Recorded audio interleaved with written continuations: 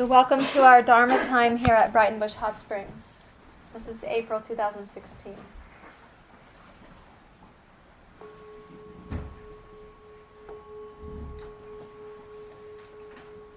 We'll let the bell go to silence and we'll do the same.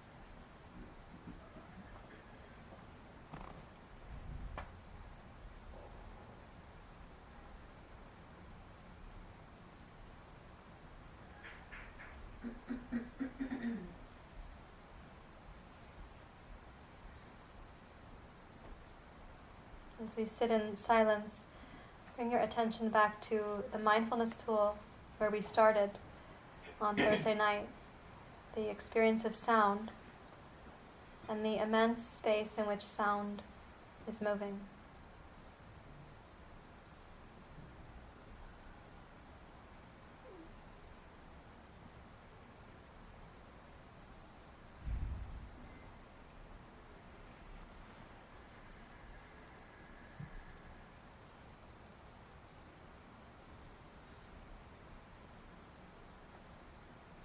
To orient yourself, you may first listen to the light experiences of sound, that which is tangible but need not be named.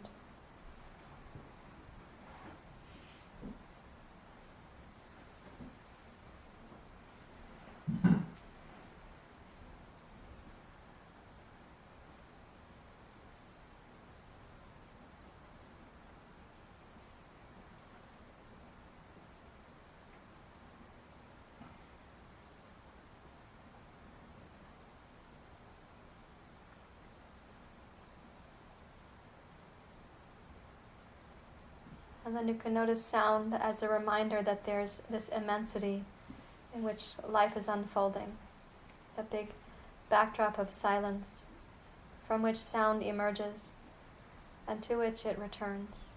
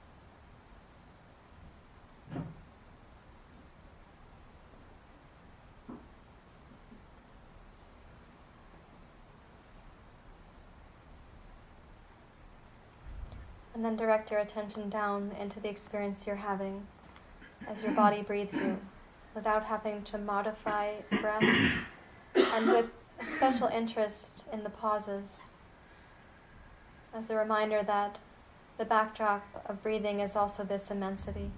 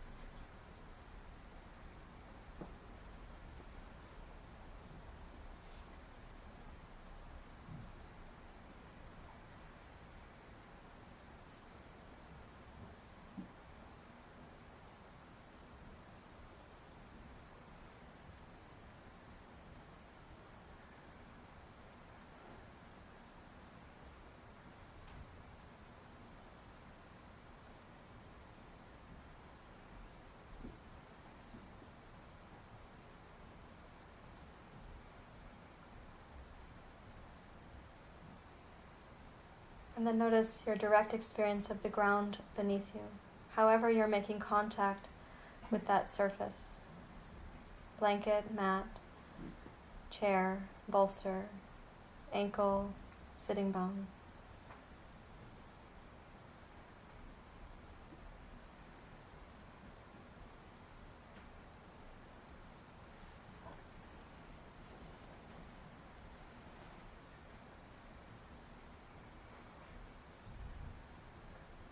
And to notice those sensations involved in your connection with the ground, we notice without having to name, critique, evaluate.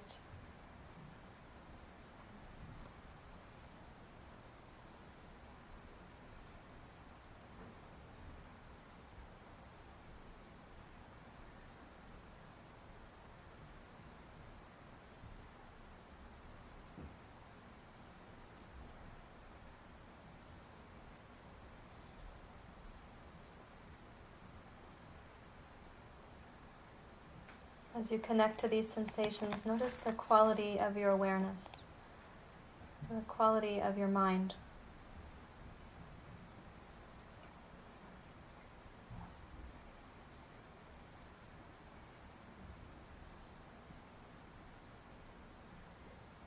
You might notice if the mind is dull or alert, slow or fast, heavy or light, localized or global.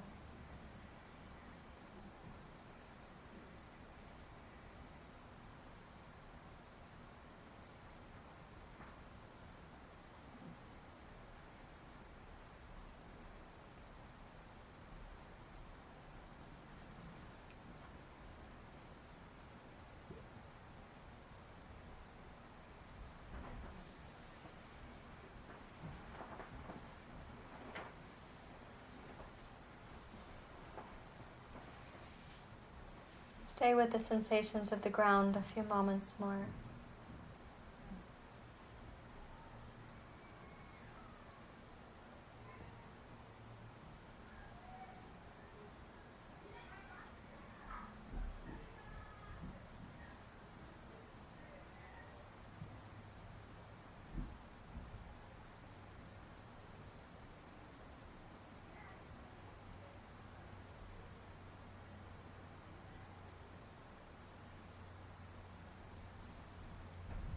Now return your awareness to noticing the breath that is breathing you without any need to alter it.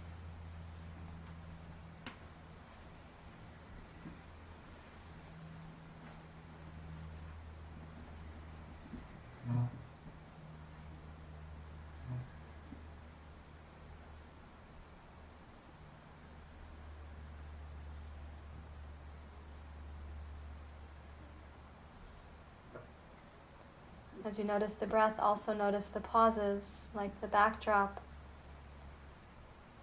of inhale and exhale.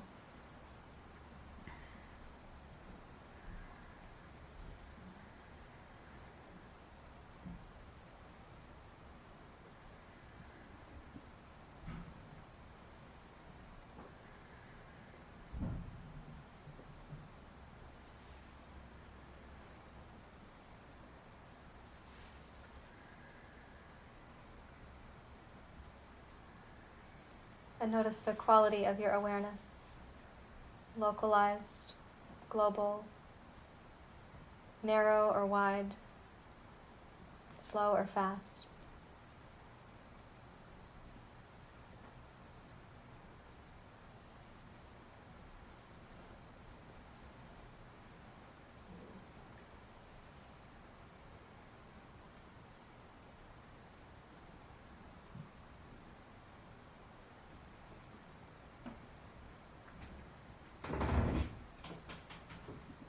And then return your attention to listening to sound and the immensity in which sound is occurring.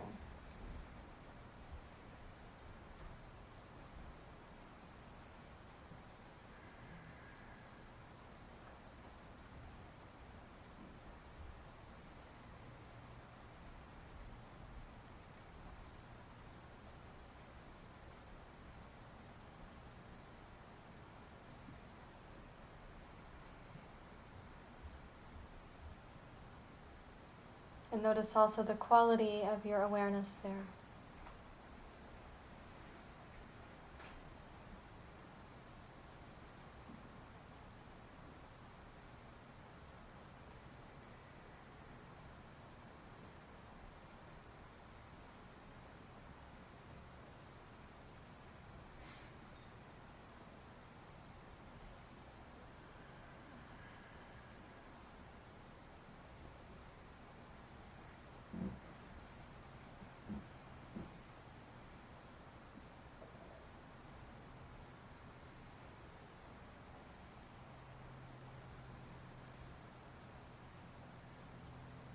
And with appreciation for the opportunity to use your attention in this manner, and bring your palms together in Anjali Mudra. And you may bow your head to your heart. And release your hands. Open your eyes. So I would be curious to know from you, when I ask, notice the quality of your awareness, how it differs from sound and silence to the breath, to the concrete experience of the ground, and back. What did you notice? Can't get it wrong, by the way. It's not a pop quiz. When you say that, I'm like a little bit more aware of what's going on around me, besides just me. Mm-hmm. You become aware of the collective. Uh-huh. Yeah. Nice. I find it's impossible not to control my breathing once I start paying attention to it. Like it was going along just fine without me. Uh-huh. And then once you're aware of it, you start modifying it or kind of messing with it a little bit. Yeah. Uh-huh. Yeah. Yes. I found the sound the easiest one to not get distracted from. Because there's always, especially here because of the river, you can, if everything else is silent, you can hear the river. Yeah. Sound is also the least personal of those three mindfulness tools.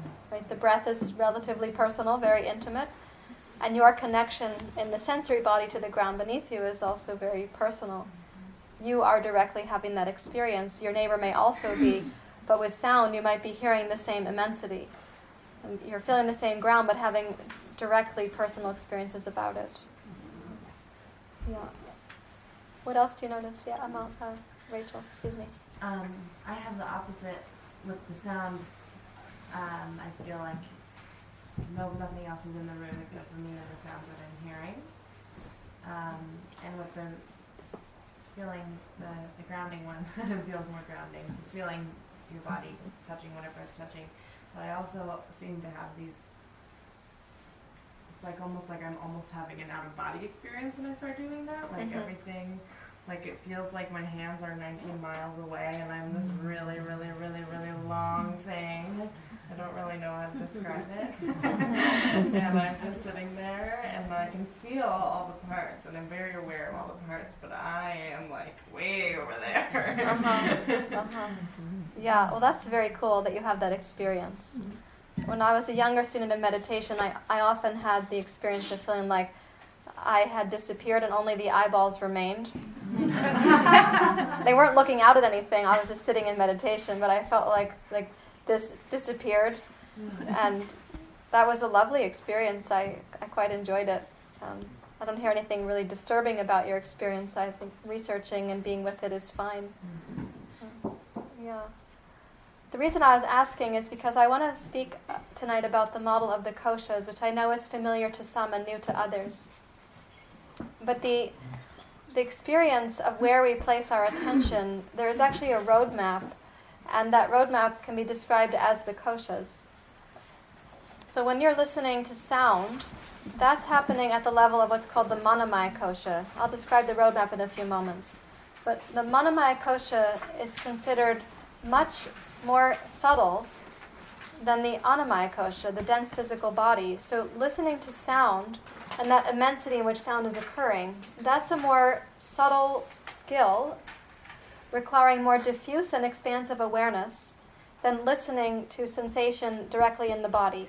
where it's more dense. Like this thing right here that I'm touching and holding and moving about, this vessel through which I'm talking, is more dense, just by its sheer matter, than sound is. And certainly more dense than the immensity in which sound is moving. So in the Koshas, we're looking at the way the human being comes into form and what our ecosystem is in this one roadmap. And that ecosystem from the outside, looking in, which is a Western view and not the classical view, I'll give you that other direction in a few moments. But from the outside looking in, we have this dense physical body that we identify with. These are my hands and my feet. These are my eyes and my ears. And for a time when we start having the capacity to identify with this thing, that's very healthy. We need to have a sense that this is the body and the vessel that we're to care for. We don't have this immediately. When we are born, we don't have a sense that these are my fingers and toes. We're just in the awe of fingers and toes, and we start drooling over those. And the world is not separate from us, and there isn't a sense of self-other distinction. So it's all kind of one.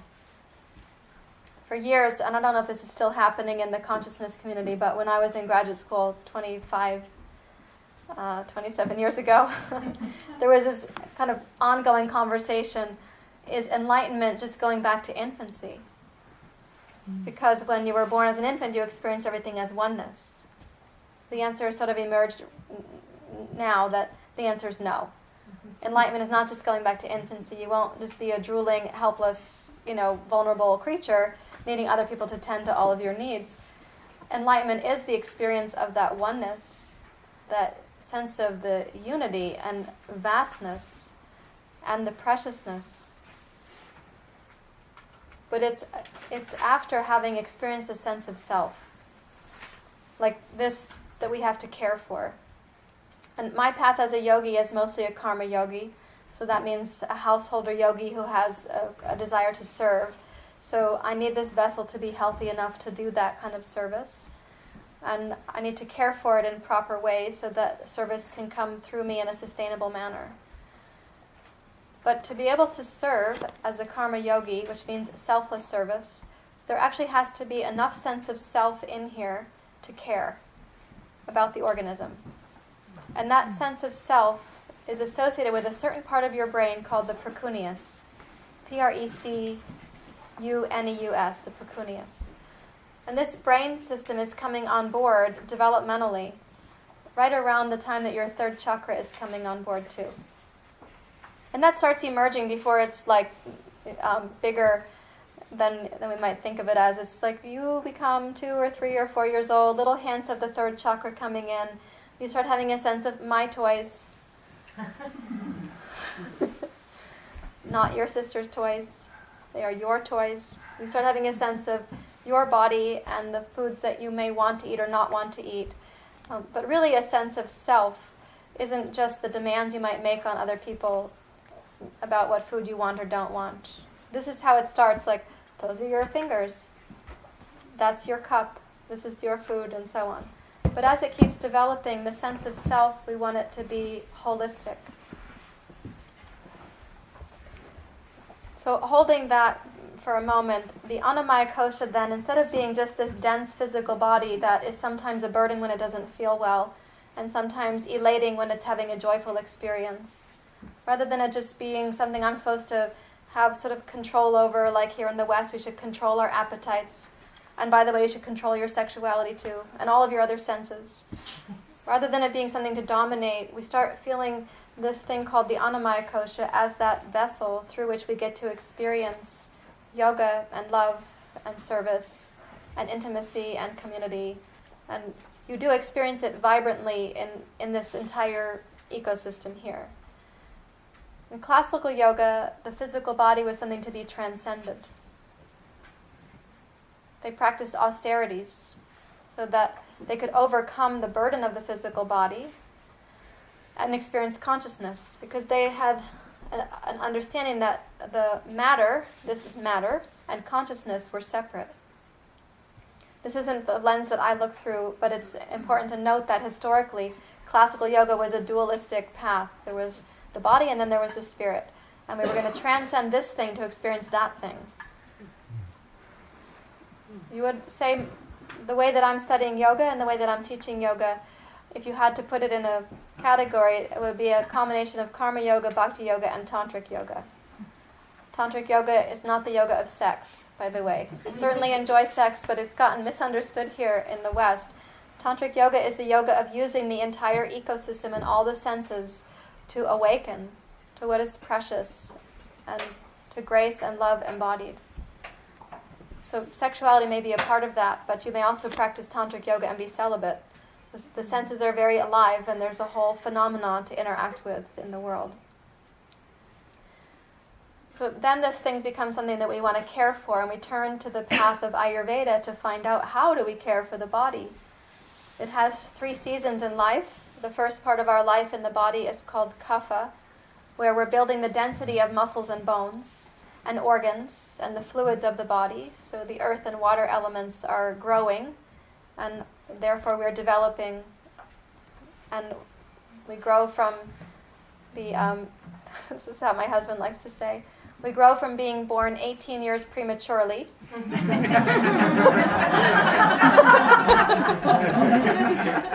Because as he says, of course, at this moment, in this kind of discussion with our students, he says, the woman could not give birth to the actual developed human being. It would not fit through the opening. So you're born as this little blob, and you get to develop structure, right? We want healthy bones and healthy muscles, and that's the kapha season of your life. You're also having your endocrine system come on board. So kapha, first 2 chakras, is really about the aliveness in the body and play and creativity and the sensuality of the world. Like flavors, sights, sounds, all 5 senses, and the 6th sense, which I call the 6th sense, is interoception. Means you feel things on the inside too. Like you have a sense of when you're hungry or when you're satiated, but you also have a sense of when you need to move and express joy, and when you need rest and inwardness. So this gives us the chance to explore all of that. And my hopeful outcome for us, even as grown-ups now, because we're not all grown-ups in the room, some of us are fortunate not yet to be adults. My hope is that we grow into these decades that we're in now without losing that sense of aliveness, playfulness, and the elasticity of the early life. Right? That elasticity, like if you look at small children, how elastic they are in their movements and their creativity and their spontaneity, and leaving that game to go to that game, and having that kind of fluidness. That's the water element that I want us to keep in our system, to keep it alive. Then this physical body goes to the next stage of life, which is called pitta. And pitta is the fire stage of life, fire and water combined.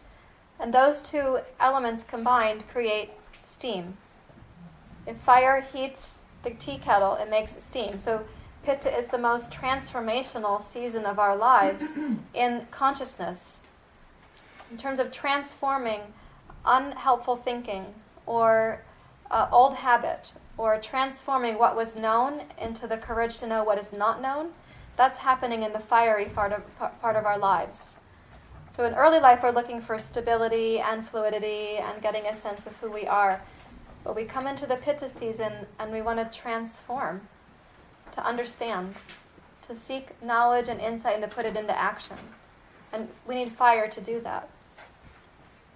Like fire transforms the water into steam, it transforms wood into light and warmth. It transforms one thing to the next thing. So the fire phase of our lives here in the West, rather than being about transformation, has become about consumerism. Fire does consume things, like it helps us consume food, but our culture has made fire season for consumerism.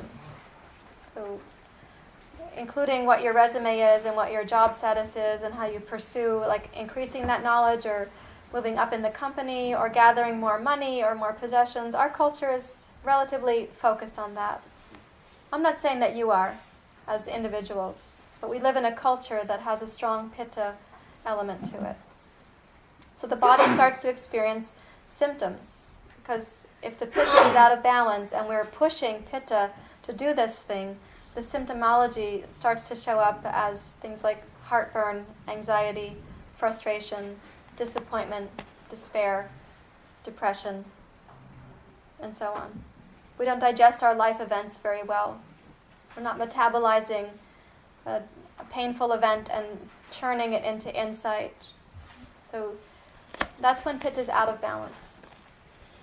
And then this dense body, the Annamaya Kosha, goes to the third stage of life, which is called Vata. And that's the stage of life where we have air and ether combined. That's after menopause, by the way. If you want to know, like on the body clock, when does that happen? It's when the fire is kind of burning out, and menopause for women, and about the same equivalent for men. And if we have a transformational investment in the fire part of our lives, we arrive in the Vata phase as the best expression of Vata, which is we're lucid, we're lighthearted, we have insight, we feel relaxed and like a little hummingbird enjoying the sunshine.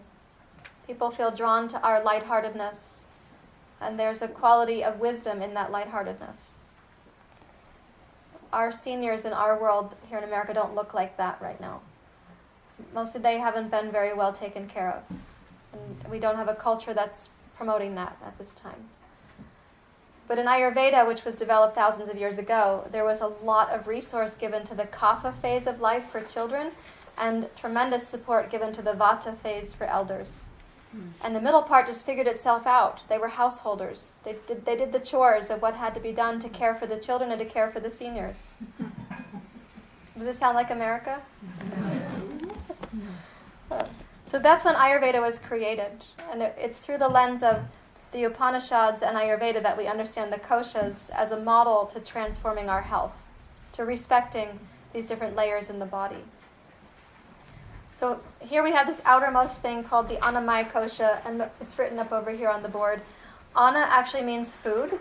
So the Annamaya Kosha in this is anything that is sustained by food and also that becomes food.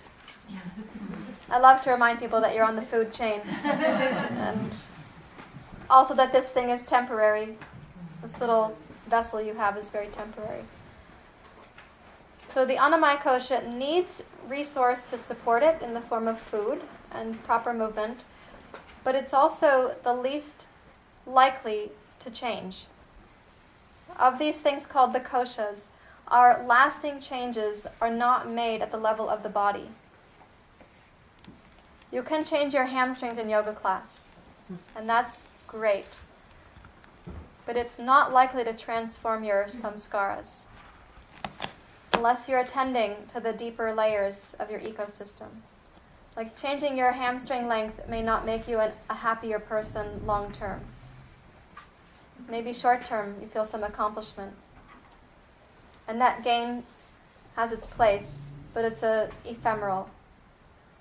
Practicing physical asana to care for the body, to care for the next layer in, is called the pranamaya kosha. The pranamaya kosha is like all the electrical wiring that keeps Brightonbush going, as well as all the plumbing that you can't see under the ground. When you're here in the winter, sometimes you can see the snow is melting on the paths because there's a hot pipe going under there to carry hot water out to the cabins from the hot springs. So all that we can't see, but that makes the lights come on and makes the heat in the radiators and fills up those hot tubs in the morning and keeps the sauna bubbling along, that's the pranamaya kosha of Brightonbush Hot Springs. This building is like the Annamaya Kosha, having the blinds, the walls, the floors. This is the dense structure. So in our system, it's the nerves, it's the circulatory system, it's respiration. It's all that indwelling stuff that makes us come alive. Prana means vitality. So it's your vital body. Without which, the Annamaya Kosha is not that useful. In fact, it's not useful at all.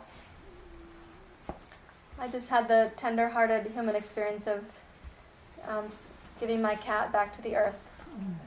It was 1 week ago tomorrow. I'm sure some of you have been through this, so you understand, but when you're holding the cat and she's still purring, she was very sick at this point.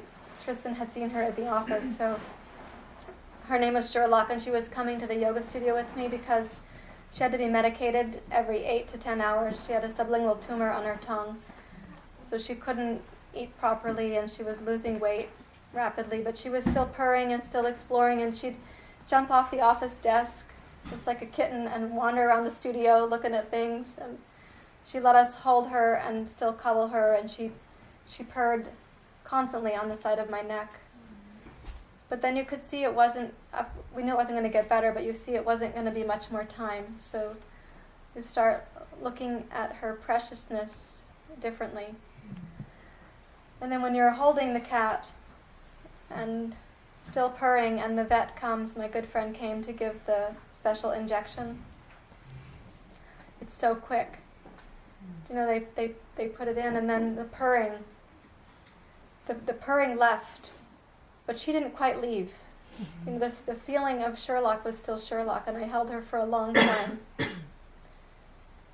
She was wrapped in a towel because the tumor had started having some blood, so we were trying to keep it from getting all over us and other people. It was just a slow trickle, but it was still, she was in this towel, and she was no longer in there, but she was still with me.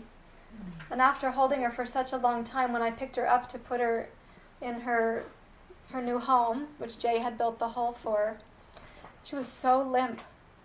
And I had forgotten that she would be that limp, because this has been years since I had the chance to do this. And my dog, who I had to put down, was too big for me to pick her up. This was years ago, so I didn't feel her limpness. So I picked up Sherlock, and she was definitely gone by then. She wasn't no longer in there, and her Anamaya Kosha was so relaxed. And I could see the Pranamaya Kosha didn't exist anymore, so the Anamaya Kosha was meant to become food for our garden. And her little Manamaya Kosha, which would be her senses and her personality, had also dissolved. It was gone. So some of you have had this experience, I can see. Yeah. Well, this is also our life unfolding. So to hypervalue the physical body may be a misunderstanding, and to see the pranamaya kosha that makes us come alive, and to value that for its infusion. This is where the koshas tell us to direct our attention.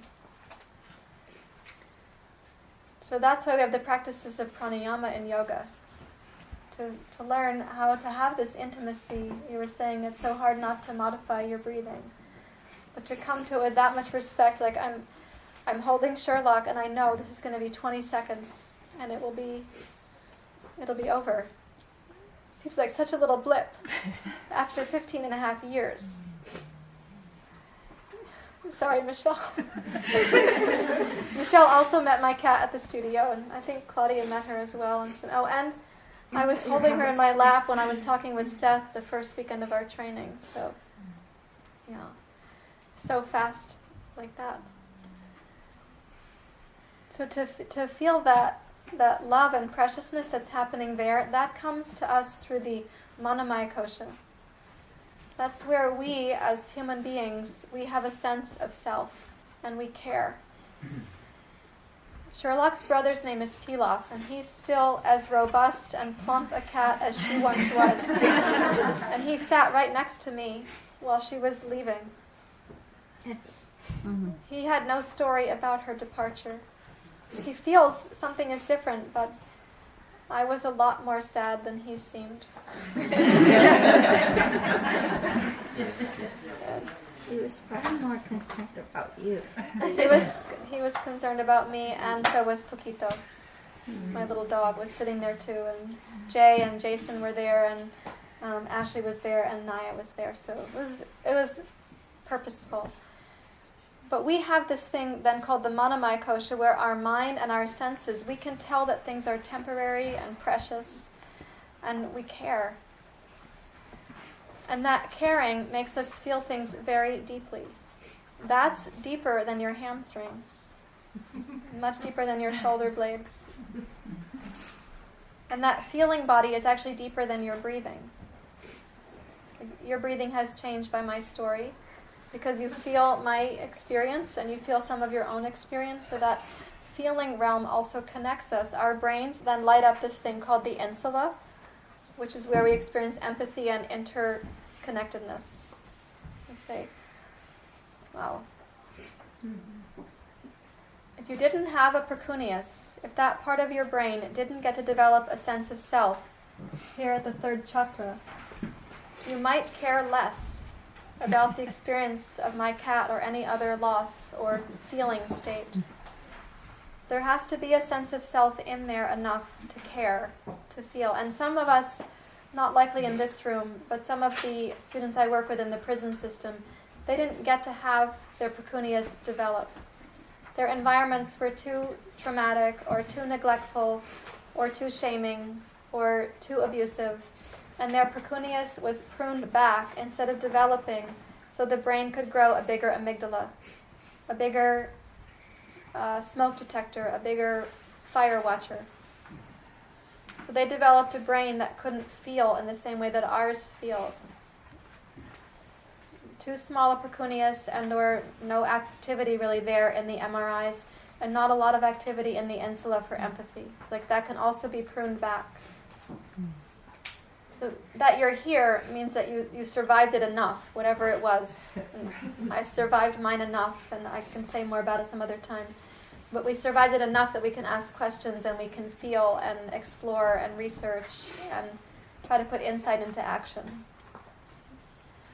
So when we get the sense of self at the third chakra, it's through the fourth chakra we start having those feelings that we're sharing right now in your tenderness for my tenderness. And the Manamaya Kosha is responsible for the mind and the senses, but its vulnerability happens because it's so subtle. Sometimes the subtlety of the Manamaya Kosha for a small child is forgotten by the parent. And they don't realize how impactful their words or their voice prosody, their voice tone, or their own fear or anxiety are to the small child. And as young beings, we learn that things are the way they are, and it can stay for a long time in our worldview. So something that's lived in my Manamaya Kosha for a long time, which is, there's a couple funny things I'll tell you, they're just cute little stories. I was convinced that the porches on the second floor of the homes in Binghamton, New York, that had these slits, they were wooden fences, like on the front of the porch, and then there was a long slit, 2 or 3 of them. I thought those were for your toes. I thought you sat on the porch and you put your toes in the slits. It was for the rain. And for sweeping the debris off the porch. I was convinced this was for toes, and that families sat on porches and put their toes in those slits. My family didn't have a porch. We didn't have family time really to speak of. But we went to Binghamton to see my grandfather, who was, I'll tell the next story in a moment, and he was a very special person in my life, and I thought for sure that's how families got together. They put their toes in the slits and they hung out. I must have been 5 years old, and I thought this for a long time. Like, the realization, I was like maybe 15 years old when I thought, that's for rain. Because I was so convinced of it at this early age, it stuck around. Just like if somebody at an early age gets the belief there's something wrong with them, it can stick around for a long time. I mean, decades, 6, 7, 8 decades of believing there's something wrong with you. It's the vulnerability of the brain at such a young age that lets the Manamaya Kosha believe something it internalizes and then tries to organize around that. Another thing I thought was quite certain in my world, and I've told you this story before, some of you know it. My grandfather was extremely special to me in my life. He was my step-grandfather, though I wasn't informed of this. I thought he was my real grandfather, and to me he was. But when I was 8 years old, after playing teddy bear races for years, we used to chase teddy bears around the dining room table in a circle. He was the only adult who played with me.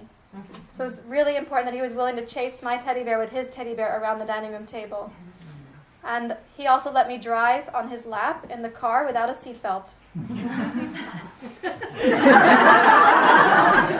And he showed showed me how to walk across a fence railing. Like, the fences poke up like that, but there was a little spot where your small feet could walk, and he was holding my hands, and I just felt like I meant the world to him, and so did my sister. She's my twin. So he was a big person for us in our worldview, and he died really suddenly when I was 8.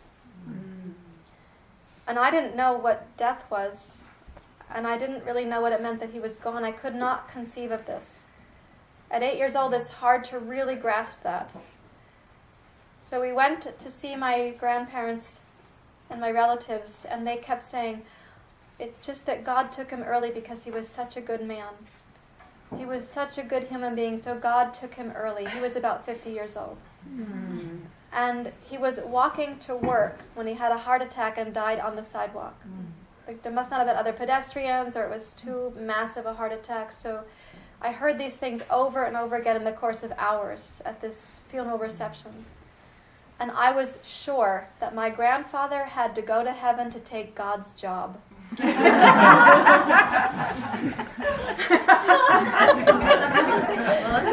job.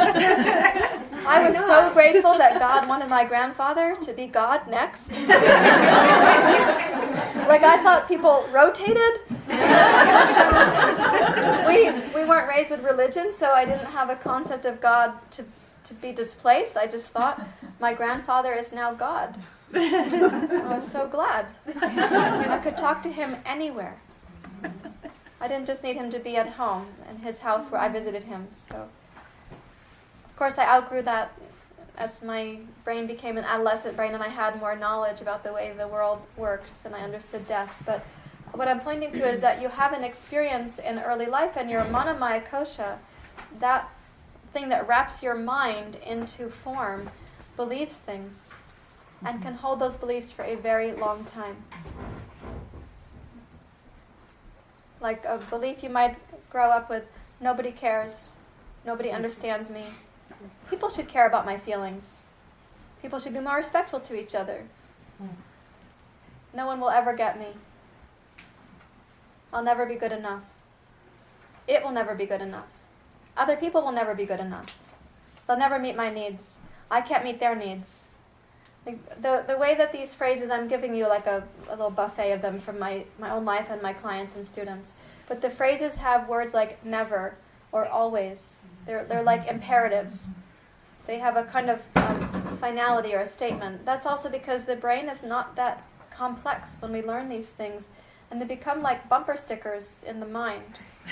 We're driving around with those statements, and other people might see them in us, but we don't know how obvious it may be, because it just feels like blinking. It feels as familiar as your own fingernails. This is just how you think. This is how the world is. And yet the manamaya kosha, because it's like a compilation of what you've internalized, and as well your sensory environment and how you've responded to it, it can't be ongoingly true. This is a purposeful and long pause. It cannot be ongoingly true. Because it internalized at too young a part of your life, and it wrapped a sensory event around that. It got encapsulated. But that can't be ongoingly true. You are still evolving every day. Every time you have a mindful moment or a yoga practice, or you have a good cry, you're evolving. When you feel love and expansiveness, you're evolving. But those little encapsulated things, they can hang around. Like when you have a myofascial spot in your body and you think, why isn't that getting better yet? That little knot of tension. This is like a knot of mental tension. And those most encapsulated things we call implicit memory. It means you don't realize that it's there. It's kind of implied about who you are. It hasn't yet been made different because the explicit opportunity to do so may not have arrived in your life yet. Blessedly, you found the path of yoga, which explicitly says we can heal and transform these things. You understand what I mean by this? Yes. So that doesn't go back to the first chakra, not being firmly rooted or having a sense of tribe? Yes, it does go back to that. So each of these potentially encapsulated and painful beliefs about ourselves. Or they might not be painful beliefs, they might be a belief that limits our life, like other people can't meet my needs and that's okay by me. Does that sound like a good way to live? Not particularly. So these encapsulated beliefs actually sit at each layer of the chakras. They can sit anywhere along that spectrum.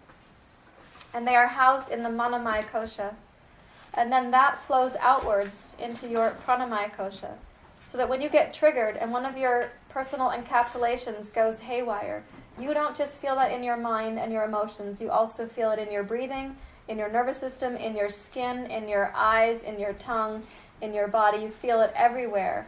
And the flush that comes through you right there is an opportunity for healing. Or it's an opportunity to relive the encapsulated belief and make it deeper. To try to make it more true or to justify it because at the time you developed it, it seemed true enough. Yoga would recommend you use that flush for healing, to take that opportunity. So if you can have a hunch about is it a first chakra or second chakra or third chakra trigger, you have a hunch about where to do some of your work with that trigger. Do you understand what I mean by that? Yes. No. And so let's say, I'm glad you're saying,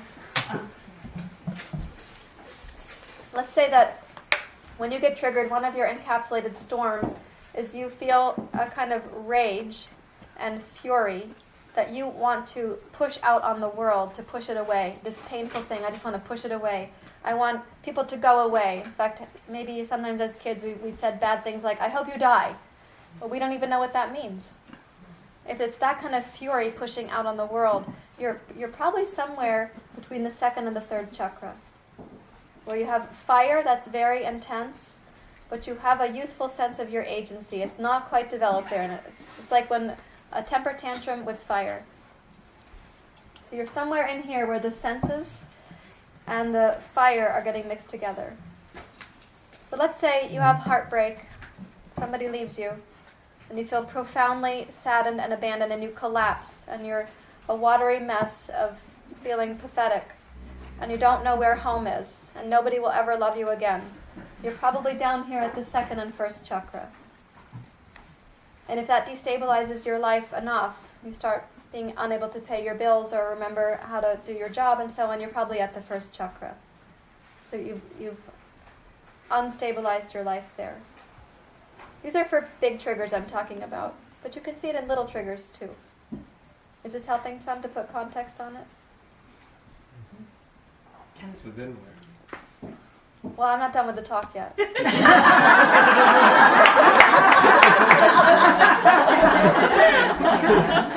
I hope to get to that. Rachel? Yes, before we get to go to bed tonight, Yeah. please. Rachel? So you can identify these different things in different chakras. Are you saying that your Manomaya Kosha lives in all these chakras? Yes. Yeah, so the koshas, let me say this and then I'll finish the kosha model. The koshas are over here in a little centrifugal circle model, like ripples on the surface of the water. Take that model, if you could, and make it like a frisbee, like this. It's round, I'm holding it in my hands. And put it at each of the chakras. Right? So every chakra has all the koshas. Yes, which is a totally cool thing. I wish I could make a hologram for you right here and now. I would love that. Tristan's on it. I knew you were going to say that. I need a giant slinky, a rainbow-colored slinky that's big enough for me to stand Add in. it to my list. The chakras are rainbow-colored. It's red, orange, yellow, like this. So if we had the human-size rainbow slinky, we